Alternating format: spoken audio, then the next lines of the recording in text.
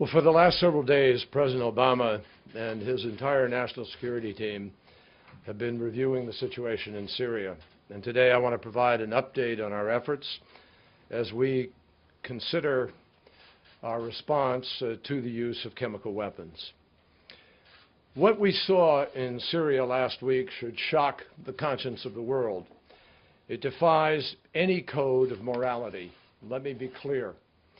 The indiscriminate slaughter of civilians, the killing of women and children and innocent bystanders by chemical weapons is a moral obscenity. By any standard, it is inexcusable, and despite the excuses and equivocations that some have manufactured, it is undeniable. The meaning of this attack goes beyond the conflict in Syria itself, and that conflict has already brought so much terrible suffering.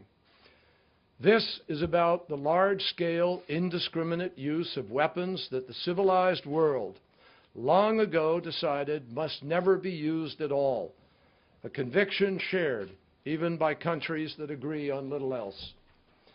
There is a clear reason that the world has banned entirely the use of chemical weapons. There is a reason the international community has set a clear standard and why many countries have taken major steps to eradicate these weapons. There is a reason why President Obama has made it such a priority to stop the proliferation of these weapons and lock them down where they do exist. There is a reason why President Obama has made clear to the Assad regime that this international norm cannot be violated without consequences. And there is a reason why, no matter what you believe about Syria, all peoples and all nations who believe in the cause of our common humanity must stand up to assure that there is accountability for the use of chemical weapons so that it never happens again.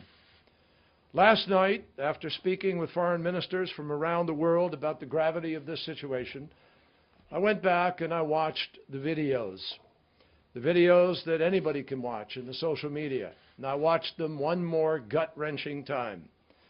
It is really hard to express in words the human suffering that they lay out before us. As a father, I can't get the image out of my head of a man who held up his dead child, wailing while chaos swirled around him. The images of entire families dead in their beds without a drop of blood or even a visible wound. Bodies contorting in spasms. Human suffering that we can never ignore or forget. Anyone who could claim that an attack of this staggering scale could be contrived or fabricated needs to check their conscience and their own moral compass. What is before us today is real, and it is compelling. So I also want to underscore that while investigators are gathering additional evidence on the ground, our understanding of what has already happened in Syria is grounded in facts, informed by conscience, and guided by common sense. The reported number of victims, the reported symptoms of those who were killed or injured, the first-hand accounts from humanitarian organizations on the ground, like Doctors Without Borders and the Syria Human Rights Commission. These all strongly indicate that everything these images are already screaming at us is real, that chemical weapons were used in Syria. Moreover, we know that the Syrian regime maintains custody of these chemical weapons. We know that the Syrian regime has the capacity to do this with rockets. We know that the regime has been determined to clear the opposition from those very places where the attacks took place. And with our own eyes, we have all of us become witnesses. We have additional information about this attack, and that information is being compiled and reviewed together with our partners, and we will provide that information in the days ahead. Our sense of basic humanity is offended not only by this cowardly crime, but also by the cynical attempt to cover it up. At every turn, the Syrian regime has failed to cooperate with the UN investigation, using it only to stall and to stymie the important effort to bring to light what happened in Damascus in the dead of night. And as Ban Ki-moon said last week, the UN investigation will not determine who used these chemical weapons, only whether such weapons were used, a judgment that is already clear to the world.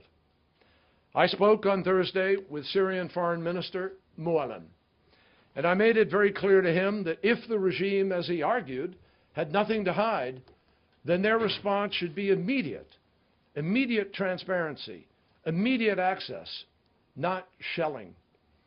Their response needed to be unrestricted and immediate access. Failure to permit that, I told him, would tell its own story. Instead, for 5 days, the Syrian regime refused to allow the UN investigators access to the site of the attack that would allegedly exonerate them. Instead, it attacked the area further, shelling it and systematically destroying evidence. That is not the behavior of a government that has nothing to hide. That is not the action of a regime eager to prove to the world that it had not used chemical weapons. In fact, the regime's belated decision to allow access is too late, and it's too late to be credible. Today's reports of an attack on the UN investigators, together with the continued shelling of these very neighborhoods, only further weakens the regime's credibility. At President Obama's direction, I've spent many hours over the last few days on the phone with foreign ministers and other leaders.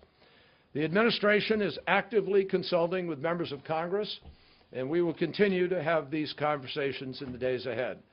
President Obama has also been in close touch with leaders of our key allies, and the President will be making an informed decision about how to respond to this indiscriminate use of chemical weapons. But make no mistake, President Obama believes there must be accountability for those who would use the world's most heinous weapons against the world's most vulnerable people. Nothing today is more serious, and nothing is receiving more serious scrutiny. Thank you.